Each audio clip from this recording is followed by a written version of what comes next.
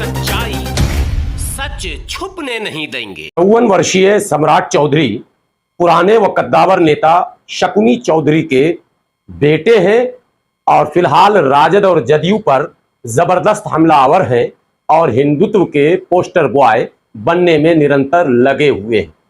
आदाब, मैं हूं हाफिज गुलाम सरवर और आप देख रहे हैं देश की सच्चाई।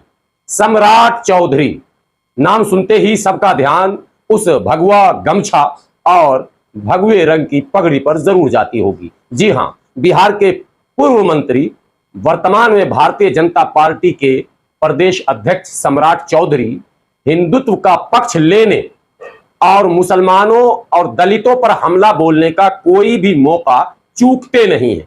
पिछले दिनों एक भरी सभा में उन्होंने कहा था कि ब्राह्मण जो है वो सर्वश्रेष्ठ है। अब जबकि इसी जातिवादी व्यवस्था पर तमिलनाडु के मुख्यमंत्री एम.के. स्टालिन के पुत्र ने जबरदस्त हमला बोल दिया। हालांकि देश की सच्चाई उसका विरोध करती है, समर्थन नहीं करती है, लेकिन सम्राट चौधरी को फिर हिंदुत्व याद आया और वो लगे INDIA पर हमला बोलने। जी हां, लगातार लालू और नीतीश पर पानी पी पी कर हमला बोलने वाले भाजपा नेता सम्राट चौधरी का जरा इतिहास भी जानना जरूरी है, क्योंकि आने वाले चुनाव में सम्राट चौधरी का बिल्कुल क्लियर एजेंडा है कि बिहार में किसी भी तरह हिंदू बनाम मुसलमान चुनाव को कराया जाए। तो पहले तो यह जानना जरूरी है कि राजनीति में जितने भी नेता हैं, क्या वाकई वो हिंदुत्व की रक्षा या दलित की रक्षा या मुसलमानों की रक्षा या किसी भाषा, क्षेत्र और सभ्यता संस्कृति की रक्षा करने के लिए है, या फिर स्वयं अपने पदों की रक्षा और पदोन्नति और मंत्री पद प्राप्त करना उनका उद्देश्य है। यह सब कुछ क्लियर हो जाएगा जब सम्राट चौधरी के विषय में पूरी जानकारी आपको मिलेगी। सम्राट चौधरी अब 3 दशक इनके हो गए राजनीति में आए हुए।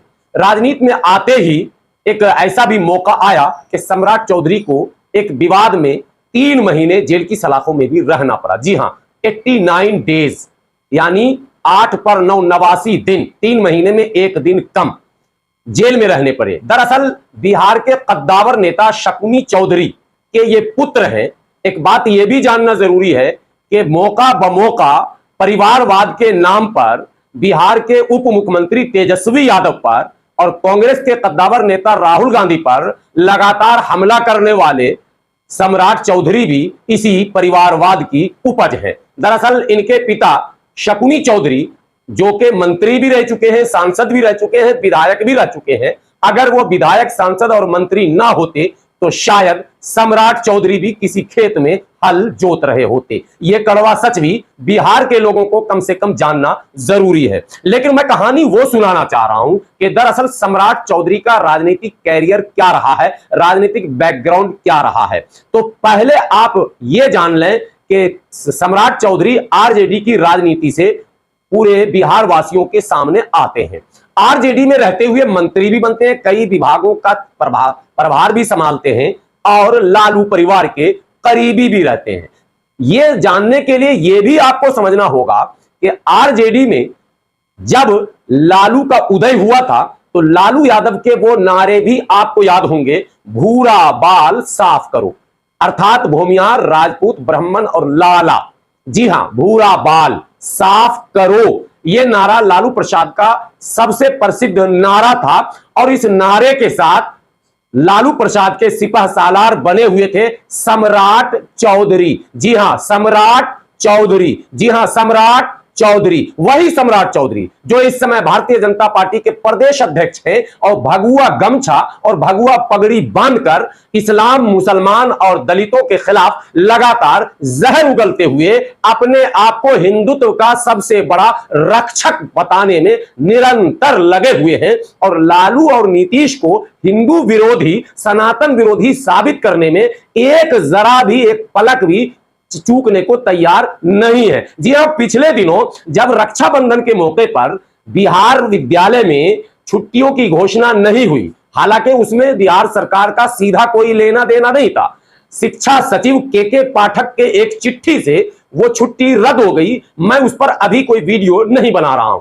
बाद में बताऊंगा कि भारत के किन किन राज्यों में रक्षाबंधन के मौके पर स्कूल की छुट्टी नहीं हुई थी। इसमें भी नीतीश सरकार को सम्राट चौधरी ने पूरा हिंदू विरोधी साबित करने की कोशिश की और कटघरे में लाकर खड़ा कर दिया। बहरहाल सम्राट चौधरी तब राजद के कद्दावर नेताओं में गिने जाते थे जब राजद के अक्सर नेता ब्राह्मणवाद के खिलाफ, भूमिहारवाद के खिलाफ, जातिवाद के खिलाफ लगातार जहर उगलते रहते थे और सामाजिक न्याय अर्थात कथित तौर पर पिछड़ों और दलितों के अधिकार की बात आरजेडी किया करती थी। राष्ट्रीय जनता दल में सम्राट चौधरी अपनी पैठ बना चुके थे। तभी एक महत्वपूर्ण घटना यह घटी कि बिहार में भारतीय जनता पार्टी के साथ जेडीयू, जी हां, जनता दल यूनाइटेड सरकार चला रही थी। यह मामला 2013 का है जब भारतीय जनता पार्टी ने गुजरात के उस समय के कई बार मुख्यमंत्री रहे आज के प्रधानमंत्री नरेंद्र मोदी का नाम प्रधानमंत्री पद के लिए घोषित कर दिया। फिर क्या था, नीतीश कुमार ने इस चुनाव में, यानी जो आम चुनाव 2014 में होना था, जिसकी घोषणा 2013 में हो गई थी कि प्रधानमंत्री पद का प्रत्याशी नरेंद्र मोदी होंगे, नीतीश कुमार ने इसका विरोध किया और यह ऐलान किया कि नरेंद्र मोदी के नेतृत्व में हम चुनाव नहीं लड़ेंगे। अर्थात भारतीय जनता पार्टी से जनता दल यूनाइटेड का संबंध विच्छेद हो गया, यानी कि नीतीश कुमार ने भारतीय जनता पार्टी से अपने आप को अलग करने का ऐलान कर दिया। उस समय जनता दल यूनाइटेड के विधायक थे 116। अब सरकार बनाने के लिए 121 सीटों का होना जरूरी था, तो ऐसे में बाकी विधायकों का इंतजाम भी करना था। नीतीश कुमार संकट में थे, लेकिन उस संकट की घड़ी में कांग्रेस के 4 विधायक, 4 निर्दलीय विधायक और पूरे बिहार में सीपीआई के इकलौते विधायक, इन 9 विधायकों ने नीतीश सरकार को बचाने का निर्णय लिया और जब फ्लोर टेस्ट हुआ तो नीतीश कुमार सरकार बचाने में सफल हो गए। लेकिन खतरे की तलवार तब भी लटकी थी। नीतीश जानते थे कांग्रेस के 4 विधायक, 4 निर्दलीय विधायक और 1 वामपंथी विधायक कभी भी दाएं से बाएं हो सकते हैं और हमारी सरकार गिर सकती है। इसी उधेड़ बुन में नीतीश कुमार के संपर्क में आते हैं सम्राट चौधरी। जी हां, सम्राट चौधरी। जी हां, फिर से सुनिए, सम्राट चौधरी, आज के हिंदुत्व के पोस्टर बॉय सम्राट चौधरी आते हैं नीतीश कुमार के संपर्क में। और तब जिस राष्ट्रीय जनता दल ने, यानी जिस आरजेडी ने सम्राट चौधरी को जरूरत से ज्यादा मान सम्मान और पद दिया था, उस राष्ट्रीय जनता दल को तोड़कर जेडीयू में मिलाने का प्लान होता है शुरू। जी हां, उदय नारायण चौधरी जो विधानसभा अध्यक्ष होते हैं, वहां यह खबर भेजी जाती है कि सम्राट चौधरी के साथ 13 विधायकों का एक समूह पार्टी से अलग होकर एक नई पार्टी बनाना चाहता है, यानी आरजेडी के 13 विधायक। 13 विधायकों की सूची भी उदय नारायण चौधरी के पास पहुंचा दी गई और उदय नारायण चौधरी ने विधानसभा में उन 13 विधायकों के अलग बैठने की व्यवस्था भी कर दी। ऐसे में जब राजद सुप्रीमो को यह सूचना मिली तो उनके कान खड़े हुए। एक बड़ी बात यह बता दूं कि उस 13 विधायकों में आज के समस्तीपुर के विधायक अख्तरुल इस्लाम शाहीन का भी नाम था और 3 और ऐसे विधायक थे जो लालू परिवार के वफादार माने जाते थे। सूची देने के बाद भी राष्ट्रीय जनता दल के हरकत में आने के बाद उन 13 में 8 विधायक वापस राष्ट्रीय जनता दल में ही चले गए, यानी यूं कहिए कि वो सम्राट चौधरी के साथ नहीं आए। अंतोगत्वा सम्राट चौधरी, आरजेडी से बाहर का रास्ता सम्राट चौधरी को दिखा दिया गया। यानी यह भी कह सकते हैं कि सम्राट चौधरी ने वो काम किया जिसे उर्दू में मीर जाफर कहते हैं और हिंदी में जय चंद कहते हैं। अब सम्राट चौधरी जेडीयू के हो गए।